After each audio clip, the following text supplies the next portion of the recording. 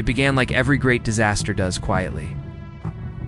I was part of a small UN investigative team, sent to trace the origins of a global catastrophe the world would later call World War Z, the zombie pandemic that nearly erased humanity. But back then, in those first days, no one believed it was possible. Not really. It started in a small village in rural China. It's deep in the mountains, a place where news rarely escaped, where whispers traveled faster than radio waves. The locals spoke of a boy only 12 years old, who had been bitten while diving in a river filled with ancient, submerged ruins. They said his skin turned pale, his eyes yellowed, and within hours his body convulsed as if something else had taken control. When his parents tried to help, he bit them. Infection spread faster than anyone could comprehend. The authorities quarantined the area, then silenced it. Officially, the village never existed, but the world would soon learn otherwise. At first, the disease looked like an outbreak of rabies. Strange aggressive behavior, high fever, bite transmission. Doctors, soldiers, even local politicians thought they could contain it. They were wrong. As the virus spread through smugglers, black market organs, and refugee routes, it jumped borders before governments even knew what they were facing. Within weeks, cases appeared in South Korea, India, and South Africa. Then came the first footage, a shaky phone video from a hospital corridor showing a man half dead rising from a gurney with a broken neck. That clip went viral, literally. By the time anyone called it zombies, it was already too late. I traveled through the wreckage of civilization years later, collecting stories from the survivors, soldiers, doctors, parents, ordinary people who'd seen the end of the world and somehow lived to tell it. Some spoke with pride, others with guilt. But every voice carried the same haunted echo, the sound of a world that almost died. One of the first outbreaks outside Asia erupted in South Africa, a refugee camp on the outskirts of Cape Town. A local doctor named Kwang Jun described it best. He thought it was cholera. People were dying fast, fever, shaking, blood loss. Then one man, dead for hours, suddenly stood up. We tried to restrain him. He tore through 3 men before we realized what was happening. That was the pattern everywhere: disbelief, panic, and collapse. Airports became ground zero. Hospitals became slaughterhouses. Governments lied. News stations censored. But the dead didn't care. They spread faster than any war, faster than any plague in history. In Jerusalem, the Mossad was the first intelligence agency to suspect the truth. Their analysts intercepted early Chinese reports and ancient mythological correlations, and for once, the Israeli government believed the impossible. They began building walls. Real walls. Massive concrete fortresses around Jerusalem and Tel Aviv, using everything they had left. People mocked them at first, until it worked. For a while, the rest of the world reacted too late. The United States was unprepared, politically divided, medically overconfident. The first cases appeared in Los Angeles, then Dallas, then New York. It only took one infected passenger to bring down a city. By the time the military stepped in, America's suburban neighborhoods had become battlegrounds, houses fortified with furniture, driveways turned into graveyards. No one was ready for how relentless the infected were. They didn't tire, they didn't stop, they didn't negotiate. And worst of all, they didn't die unless destroyed completely. I remember a story told by a U.S. Army Sergeant, Maria Ramirez, stationed in Yonkers during the first major military engagement on American soil. "We thought we had it covered," she told me. Tanks, air support, drones, the whole arsenal. They came over the hill like a tide. We mowed them down, thousands of them, but they just kept coming. The ones in front got crushed under the ones behind. It wasn't a battle, it was gravity. She paused, her voice breaking. When they finally reached our lines, it wasn't war anymore. It was a feeding frenzy. That day, Yonkers fell. The world realized something horrifying. You can't fight the dead with the weapons of the living. Bullets couldn't stop hunger. Governments began collapsing. Communications failed. The internet flickered into chaos, then silence. For the first time in history, humankind wasn't fighting each other. We were fighting extinction. The survivors who made it out of Yonkers carried the truth across the country. The world was losing. Cities burned. Skies turned black. The oceans filled with drifting ships carrying the infected. Amid it all, the whispers of hope faded. No one knew where safety was anymore. That was the beginning, the collapse of civilization. The rest of my journey would take me across the remains of nations, to the Retelling plan in Africa, to the frozen havens of the north, and to the final stand of humankind. They call it the Great Panic now, but back then, didn't feel like panic. Felt like confusion, like denial. The slow unraveling of everything we thought made us civilized. I was stationed in Geneva when the UN collapsed. By then, every continent was burning. Borders meant nothing. Governments were breaking, and the infected, they were everywhere. When I tried to contact field units in Europe, the lines were dead. The last satellite images showed entire cities, Berlin, Paris, Rome, consumed in smoke. It wasn't war anymore. It was exodus. The first thing to go was trust. Governments lied to keep order. News channels called it an isolated contagion. The rich fled in private jets. Everyone else just ran anywhere, everywhere, away. They called it the panic migration. Billions of people flooding highways, airports, docks, deserts, mountains, chasing rumors of safe zones. But there were no safe zones. Planes crashed mid-air, ships became floating graveyards, trains derailed from overcrowding, cities choked on their own escape routes. In some places, the dead arrived before the living even knew they were coming. One story stays with me from India, where a train called the Last Express carried thousands of refugees heading north toward the Himalayas. A witness told me, "We thought we were escaping." But at every station, there were more people. Tens of thousands, screaming, breaking windows to climb aboard. We were packed so tight we couldn't breathe. And then, someone started screaming. There was one infected in the middle of the crowd. He paused. There was nowhere to run. The train reached the next station with no survivors. In Russia, the government went silent, completely off the grid. But from what survivors said later, their military reacted with brutal efficiency. Villages were purged, entire regions sealed off. One Russian soldier, Vasily, told me, "Greater than they told us to hold the line, but there was no line, just endless fields of bodies. We shot for days. When our rifles melted, we used axes, but they kept coming." I said the cold eventually slowed them, but never stopped them. Meanwhile, Africa faced a different kind of war. Refugee columns stretched for miles across deserts and jungles. Nations that had survived civil wars, droughts, and famine now faced something worse. An enemy that didn't rest, didn't bleed, didn't negotiate. One of the most controversial strategies of the war came from there, the Retelling plan. Paul Retelling, a South African strategist, proposed a plan that shocked the world. A plan built on mathematics, not morality. He divided survivors into two groups, the saved and the bait. The idea was to protect strategic zones with high survival value farms, water, mountains, and use unprotected zones to distract the undead, buying time for civilization to regroup. In simple terms, some people would be deliberately sacrificed so others could live. It worked. It also broke the soul of humanity.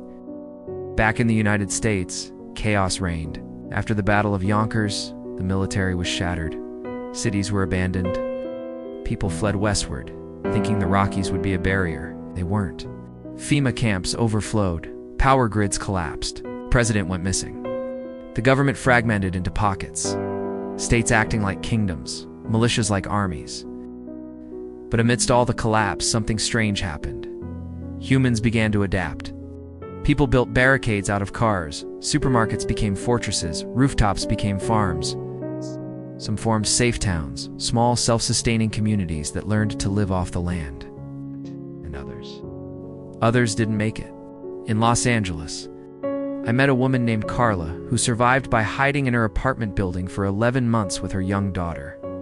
"We ran out of food after 6 weeks," she said. "After that, we lived on canned dog food, rainwater, and hope. You could hear them outside scratching at the walls, moaning in the dark. You learned to breathe quietly, to cry without sound." When help finally arrived, she didn't believe the soldiers were real. She said the silence after the undead were gone was louder than their screams. The oceans weren't safer. Millions fled by sea, thinking the infected couldn't swim. They were right at first, but the oceans became overcrowded. Disease, starvation, and piracy took more lives than the undead ever did. Entire flotillas drifted for months. ghost fleets filled with corpses and a few surviving souls too afraid to come ashore. In some places, submarines resurfaced years later, the crew still alive, still following orders, unaware that the world above had ended. In Europe, the panic took a different shape. In France, they fought street by street, turning cathedrals into bunkers. In Britain, the royal family fled north to Scotland, broadcasting morale speeches that no one heard. And in Germany, soldiers defended Berlin until their ammunition ran out, a lieutenant told me. We didn't die for Germany. We died for the idea that we could still be human. As the infection spread, a strange economy formed, a black market for hope. People sold fake cures, miracle pills, holy water, even amulets made from zombie bones. It didn't matter if they worked. People needed something to believe in. One of the most infamous hoaxes was phalanx, a pharmaceutical product marketed as a vaccine. Governments endorsed it. Celebrities advertised it. Billions were sold, but phalanx didn't cure anything. It was a placebo, a lie that bought the world a few more weeks of denial. Then came the collapse of religion and its rebirth. In America, televangelists claimed it was the rapture. In Japan, monks took vows of silence, believing humanity's sins had called this upon us. But some faiths adapted. Small groups turned churches, temples, and mosques into sanctuaries for survivors, feeding the hungry and sheltering the scared. For a brief moment, kindness returned. It didn't last. By the third month, the global population dropped below half. Entire continents went dark. South America burned from end to end. Africa fractured into war zones, and Asia vanished into radio silence. Donna. The cold regions remained partly untouched.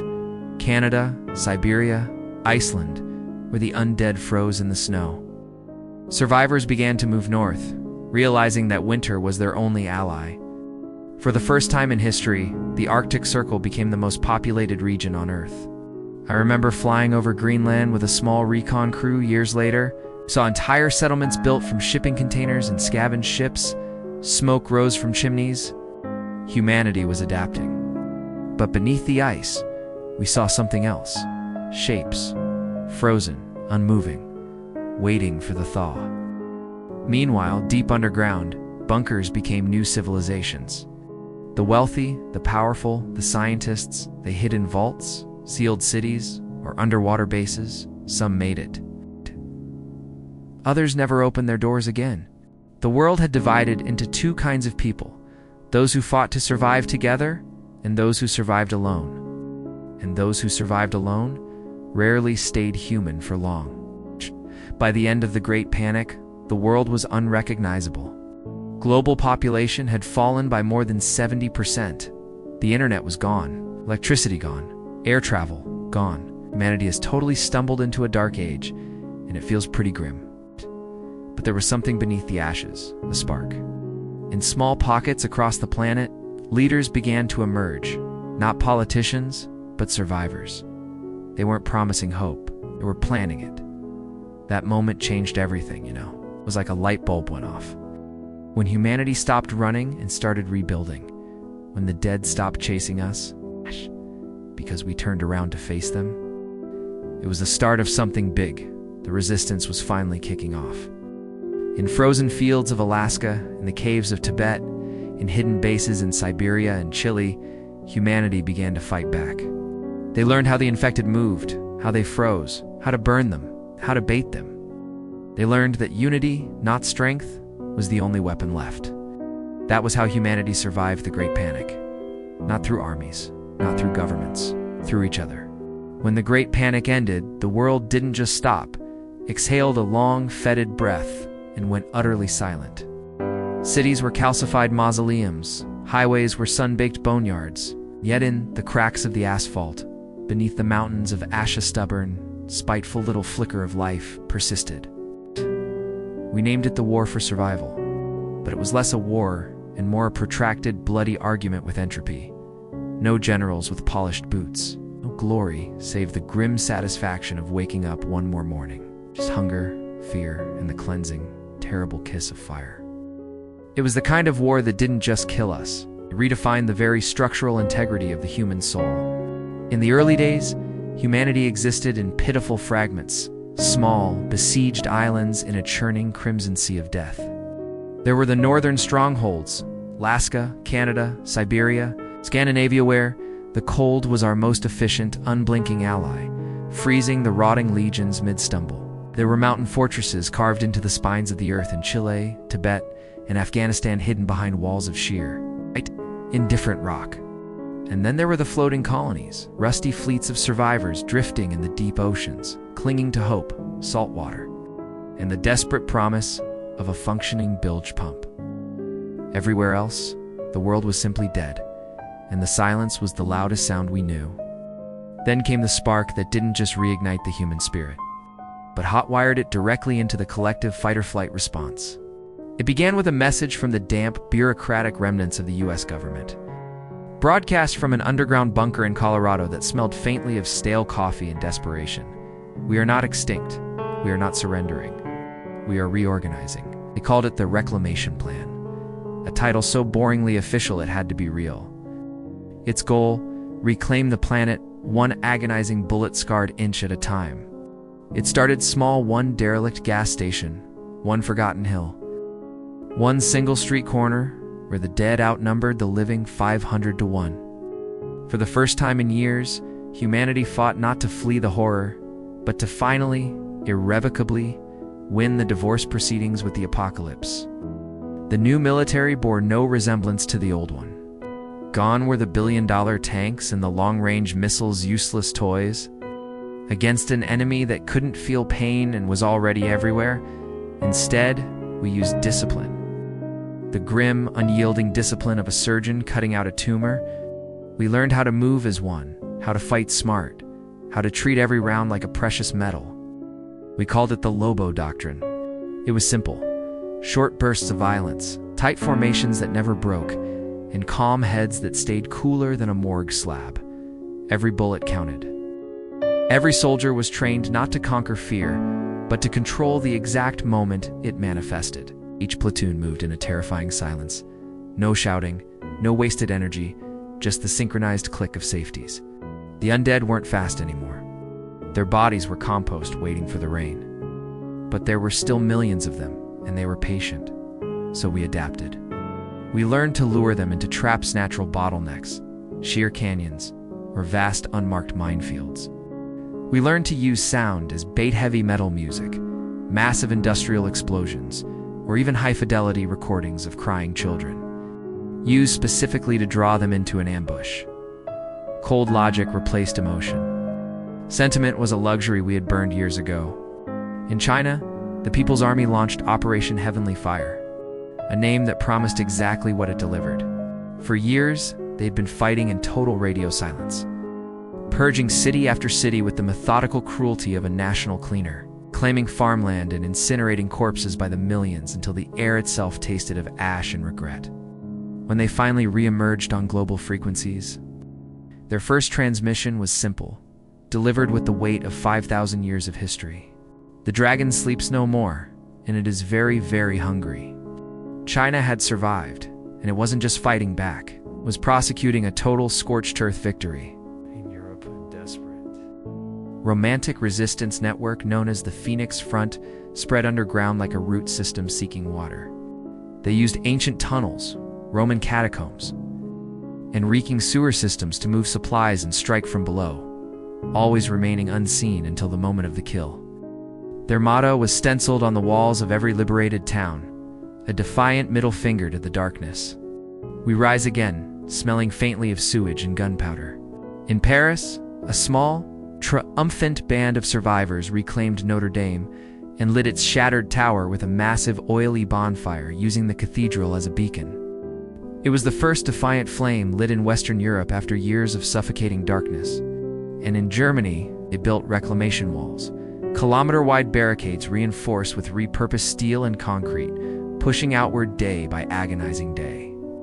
It was less a defensive line and more a territorial declaration. Each wall had one name carved into its immense, unforgiving gate: hope. Meanwhile, in South America, the dense, humid jungle warfare took on a new, clinical meaning. The forests hid both the living and the dead in equal measure. Colonies formed deep in the Amazonian basin, blending desperate survival with high-level science. Doctors, working in makeshift labs powered by biofuel, finally learned how the infection worked, how it spread through neural tissue, how it reanimated only the most primitive, aggressive parts of the brainstem. The goal wasn't just to kill the undead anymore. It was to understand them, to dissect the mechanism of our own near extinction. That's when whispers began about Patient Zero, the child from China, the first known infection. His degraded, frozen blood became the key, unlocking secrets we never wanted to know. Scientists discovered something strange, a cosmic joke played on the pathogen, a mutation. Over time, as it spread and animated billions, the virus had begun to weaken. It was getting tired. The undead were slower, less aware. Their tissue degraded faster. They were less a threat and more a maintenance problem. It wasn't victory yet, so we weren't allowed that luxury. But it was the first sign of nature, finally, blessedly, turning in our favor. In Russia, survival had come at a price so high, it was almost unpayable. The military controlled everything. Every citizen had to serve, regardless of age or gender. If you could hold a shovel, you were a soldier. They believed redemption could only be earned through constant bloody combat. And so they marched endless, grim lines of conscripts armed with whatever could kill. Shovels sharpened to razor edges, old rifles, and axes heavy with frozen blood. One survivor, a medic named Oksana, told me, her voice flat and cold as the tundra, "We buried our dead in the snow, and the snow kept moving. We learned to shoot the snow." Even in that cold hell, they didn't stop. They didn't know how. They built a new world founded on discipline and a terrifying, almost religious faith, the faith that humanity could outlast anything, even the end of the world, provided they were sufficiently armed and miserable. Then came South Africa, the place where the war turned and where the most despised strategy became salvation. The Retelling plan, once hated as a monstrous necessity, became the blueprint for global recovery.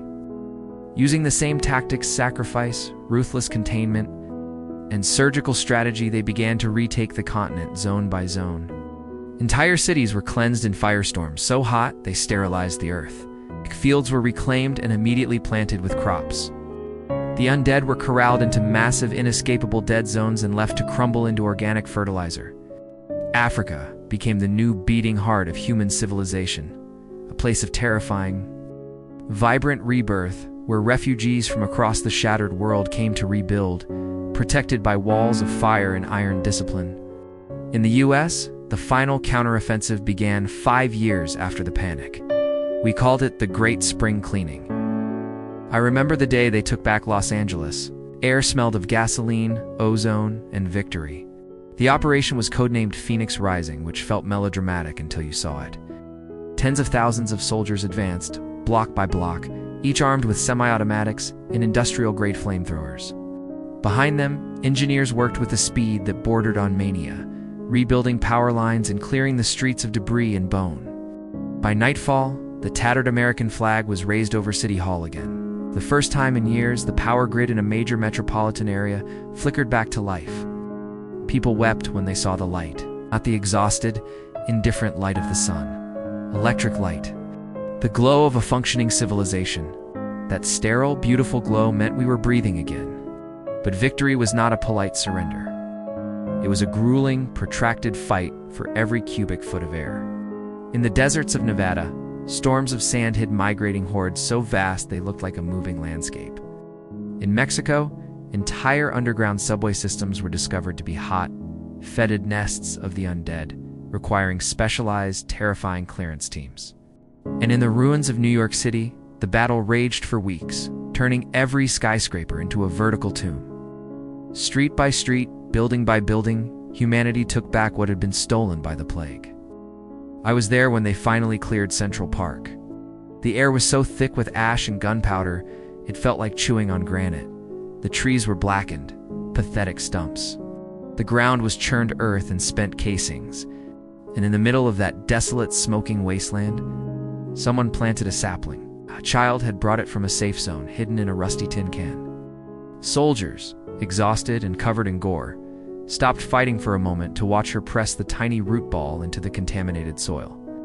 For that one breath in time when the only sound was the gentle crunch of dirt, humanity remembered exactly why it was fighting. By year 7, coordinated human armies existed again, functioning like a complex, slightly traumatized organism. Not under one flag, but under one goal: restoration. The United Nations was reformed smaller, humbler, united by survival, not by petty, outdated politics. It was a club for people who knew how to fix plumbing and kill zombies. Each region had its own crucial specialized task. China led the global research into the pathogen. Russia provided the massive, disciplined manpower necessary for heavy clearance. The US focused on rebuilding global infrastructure and communication networks. Africa became the agricultural heart, feeding the world from its cleansed soil. Europe focused on the impossible task of rebuilding culture, art, and memory, reminding us why we bothered to survive at all. The new world was rising, built on the bones of the old. But the enemy never vanished entirely, simply retreated into the world's dark corners. There were still millions of the dead frozen solid in tundras, trapped in deep caves, or drifting in the ocean currents like ghastly waterlogged buoys. Every spring thaw, every unexpected heat wave, brought more of them shambling back into the light. And so humanity learned to live in a world that was permanently half live, half haunted. Entire military units were dedicated solely to hunting them down, the cleaners. Young men and women who grew up after the war, taught not to fear the undead but to erase them with professional, detached efficiency. It became a rite of passage to face the thing that had destroyed your ancestors, and win with a minimum of fuss. I once interviewed one of those cleaners, a boy from Argentina, barely old enough to shave.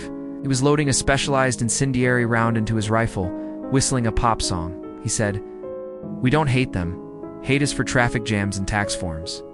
We just finished what our parents started. They died screaming. They lived singing." He smiled a wide, easy, completely terrifying smile as he said it. That was when I realized humanity hadn't just survived. It had adapted. It had streamlined. It evolved into something harder, quieter, and infinitely more dangerous. The war for survival didn't end with a declared victory. It ended with a terrible, necessary understanding. The dead had forced us to see what we really were: fragile, selfish, divided, and astonishingly stupid. But they also forced us to change, to cooperate, to rebuild, to care for our neighbor because our neighbor held the line. In the smoking ruins of the old world, a new civilization was born. One without nations or races or kings, because all that nonsense had been burned away. One that remembered every single day the exact bloody cost of being human. Years later, when the world had finally stabilized into a grim, functioning normalcy, I stood again at the rebuilt ruins of New York. The sapling that little girl planted had grown into a full, defiant tree. Children played beneath it, blissfully unaware of the horrors that had been buried there. The skyline was still broken, but the sound of laughter echoed through the streets. I realized then, putting my notebook away, this wasn't a story about the dead, it was about the living. It's about us, and the fact that we were too stubborn to stay buried. They say, wars end when the last shot is fired, but this one never truly ended. It just changed form. When the smoke cleared and the dead stopped moving, we stood among the ruins, the remains of cities, of nations, of everything we once thought indestructible. What came after was not victory, it was rebirth. It began slowly, a world emerging from the ashes. At first, the silence was terrifying. No cars, no sirens, no crowds, just the wind blowing through empty skyscrapers and broken glass. But then the sound of hammers, the sound of children's laughter, the sound of life.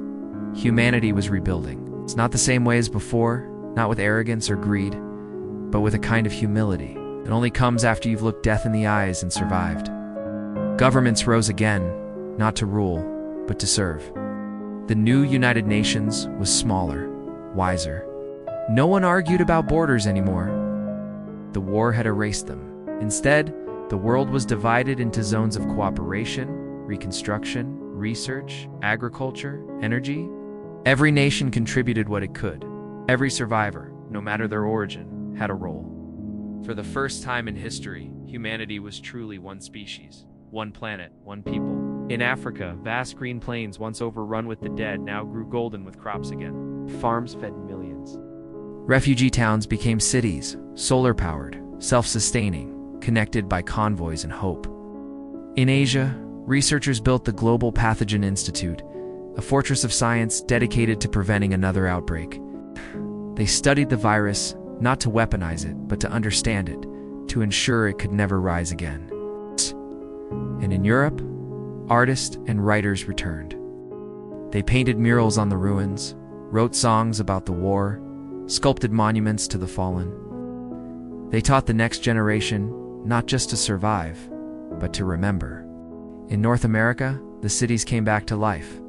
New York, Los Angeles, Chicago, not the glittering metropolises they once were, but green, sustainable cities where communities shared everything. Abandoned highways became gardens. Old skyscrapers turned into living towers filled with farms and schools. People had learned that survival wasn't about walls or weapons. It was about connection. But there were scars. Entire generations grew up without parents, without the internet, without memories of peace. The post-war children, those born during the panic, carried both trauma and resilience. They were the ones who rebuilt roads, cleared the undead, restarted the libraries. They called themselves the Reclaimers. They didn't want to forget the war. They wanted to learn from it. There was one place every survivor wanted to see at least once: Jericho Memorial, built on the ruins of Jerusalem. It wasn't a temple or a fortress, it was a garden. Every plant, every tree there was grown from soil collected from the battlefields of the world, a living monument of what was lost and what was saved. At its center stood a single plaque. No names, no dates, just one sentence carved in steel. We are alive because we remembered we are one. The religions that survived the war evolved too. No longer divided by doctrine, people gathered in what they called houses of silence, simple halls where survivors could speak, cry, or sit in quiet together. No sermons, no rituals, just humanity. Faith had changed form. It was no longer about gods above, but about the miracle of endurance within. Still, the undead were never completely gone. Pockets remained deep in frozen tundras, sealed in mines, trapped in the ocean trenches. Every year, a special global task force, the Cleaners, would travel the planet, burning nests, clearing ruins, ensuring the infection stayed buried. Some called them heroes. Others called them the last soldiers of the old world. But when you spoke to them, they all said the same thing. We fight not because we fear the dead, but because we owe the living. And then there was me. I was there from the beginning when the whispers started in China, when governments fell, when the world caught fire. I'd seen humanity at its worst, violent, selfish, blind. But I'd also seen it at its best, kind, fearless, determined. I've traveled through the rebuilt cities, recording their stories. Each person I met carried a piece of the past, a scar, a loss, a memory. Together they formed the true record of the war, not a history of death, but of resilience. In Tokyo, I met an old blind man who had survived by living in the mountains through the entire war. He told me, "I used to pray for the world to return to how it was. Now I pray it never does." When I asked him why, he said, "Because we needed to lose everything, to learn what mattered." In Brazil, I watched children play soccer in the ruins of what used to be a stadium. Their laughter echoed across cracked concrete and bullet holes. Nearby, a mural covered the wall, a giant phoenix rising from ashes. Below it, painted in bright yellow, "We were the ashes, now we rise." In Canada, families lived in the old frozen bunkers that once held survivors of the panic. They'd turned them into warm homes, with fireplaces and gardens under glass domes. They said the cold saved them then, and the warmth saved them now. In Russia, I saw something I never thought I'd see again: open borders. People traveling freely, trading stories and goods, singing around campfires on the Trans-Siberian line. It wasn't about power anymore, it was about purpose. And in Antarctica, scientists discovered something extraordinary. Beneath layers of ice, they found ancient microbes, older than humanity itself, frozen for millennia. Some believed studying them could help prevent future plagues. Others feared what might happen if we awoke something new. History, it seemed, was still testing us. Even decades after the war, the night skies were different. With fewer cities and less pollution, the stars blazed brighter than ever. People would gather at night, look up, and remember how small they were, and how close they came to disappearing forever. And yet they were still here, alive. They say that if you walk through the ruins of old cities at dawn, you can still hear faint echoes, the whisper of what once was. Some say it's the wind, others say it's the memory of the dead. I think it's the sound of humanity breathing again. Now, when I tell these stories to the young, those who never knew the old world, they listen with wide eyes. To them, the idea of nations, of skyscrapers, of endless wars between people seems impossible. They ask, why would we fight each other when the world itself can end? And I never have an answer. Maybe we needed to die to learn how to live. One night, I sat beneath that same tree in New York, the one that grew from the sapling a little girl had planted during the war. It was taller now, strong, reaching toward the sky. Children played in its shade. The city buzzed again, quieter, greener, more human. I closed my eyes, and for a moment I could hear both the past and the present, the screams, the silence, the rebuilding. And I realized something. We didn't win the war because we were strong. We won because we refused to stop caring. It's what the undead could never understand. You can kill a body, but you can't kill a soul that remembers. The world today is smaller, humbler, wiser. We live closer to the earth, closer to each other. We remember our dead not with monuments, but with kindness. That is the true victory of humanity, not survival, but compassion. Because in the end, the story of World War Z isn't about the dead who walked. It's about the living who refused to fall. Soft pause, tone fading to calm. And so, as the sun rises over the new world, as cities hum quietly under rebuilt skies, I whisper a prayer not to gods or ghosts, but to every survivor who carried us here. We are the living. We remember.